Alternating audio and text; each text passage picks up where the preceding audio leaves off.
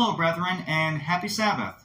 I want to make this short video about a clip I saw from a movie that, look, let me just admit it to you, I am a sucker for horror films. Horror. Horror. Just to make sure you understood. Yeah, I've always been fond of scary films, I don't know why. But in this film, called Halloween Kills, I saw it just for, you can call it morbid curiosity, I guess, of how stupid the movie was going to be, and it was very dumb. Some interesting parts, but a lot of stupid parts, especially the conclusion. But I saw this clip from one of the YouTubers who are making a reaction video. There's 3 women in the video, and she said something twice that's really just outrageously stupid, and it shows how mentally depraved and idiotic our American consumer culture is. Let me play the video clip for you, and then I'll make comments afterward.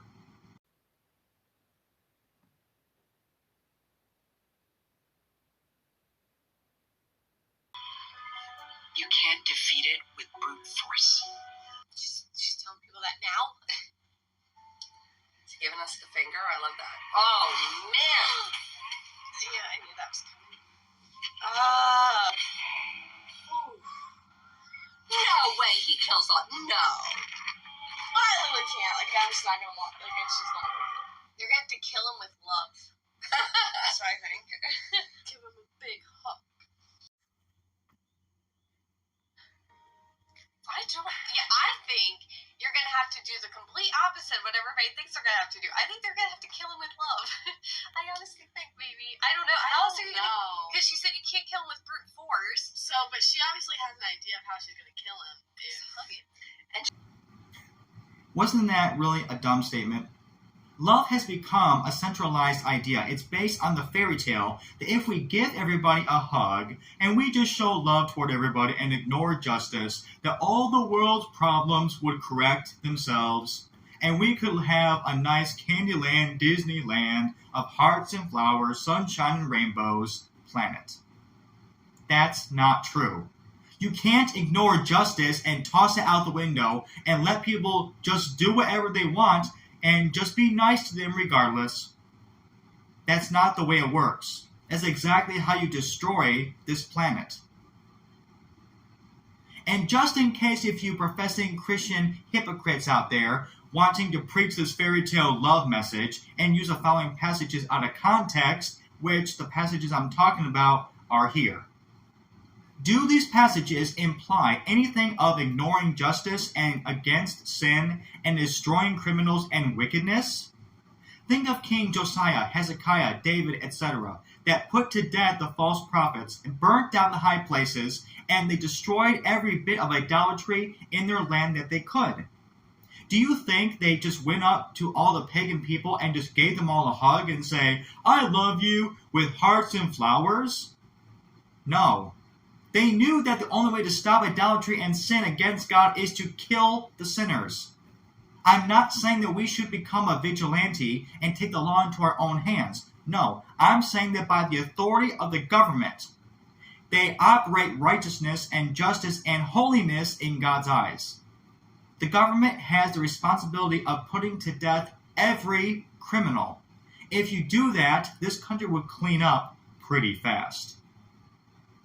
What she said in the video is response is exactly what's wrong with our country and why it's becoming more immoral all the time. This is one of the most idiotic, nonsensical things I've ever heard in my life. You have to kill him with love? What a stupid notion to come up with. Okay, let's follow that with Ted Bundy, for example. It doesn't matter how many he killed, and forget their families, forget their loved ones. Let's just give Ted Bundy a really big hug and show him kindness and disregard all the families that he scarred. In the movie, Laurie Strode was wrong. You can kill it with brute force, and the only way to stop criminals is to put them to death. The only way to stop crime is to kill it. You can't kill it with love. That's a complete contradiction. I mean, come on. Would you walk up to Adolf Hitler and give him a hug and say, I love you, Adolf Hitler, in spite of your racial views, and in spite of the fact that you didn't care that about 6 million Jews and others were murdered, would you say, I still love you and I want to give you a hug? What a pathetic statement to make. Stupid. Brethren, love does not hide justice. One of the passages does say that love covereth all sins. It's basically the message. But that does not take away the consequence of sin and justice and holiness.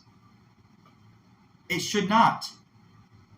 Love does not cover up sins and ignore justice. Love chooses to, in spite of the sins. You personally, as an individual, your personal responsibility, Matthew 5:44-45, in context, you have to choose. In spite of the justice and the consequence of their sin being done righteously and correctly, you choose to love your enemy. If you're able to. Like I said, we don't have the authority to become vigilantes, taking the law into our own hands. No. The authority's job, see the Old Testament for example, the authority's job, the government's job, is to eliminate and exterminate and kill every criminal that deserves it. And the Old Testament gives a long list of people who do deserve it. Yes. But does that contradict loving your enemy? No, because that was Jesus saying that on a personal, individual basis. Many people are your enemy. Loving your enemy is on an individual commandment basis, not a government basis. Big difference. It's very important to know that differentiation. So, brethren, don't fall for this fairy tale crap. No. Love does not take away sin and the truth of it. In the movie, Michael Myers did not deserve to be loved. He deserved to be killed. You can kill violence and crime with brute force. God had to use it in the Old Testament. It's the only way to keep crime down. It's the only way to keep criminals gone is to eliminate them by the authority of the government and its power. That's how a nation is righteous in God's eyes. Again, think of Josiah, Hezekiah, David, etc.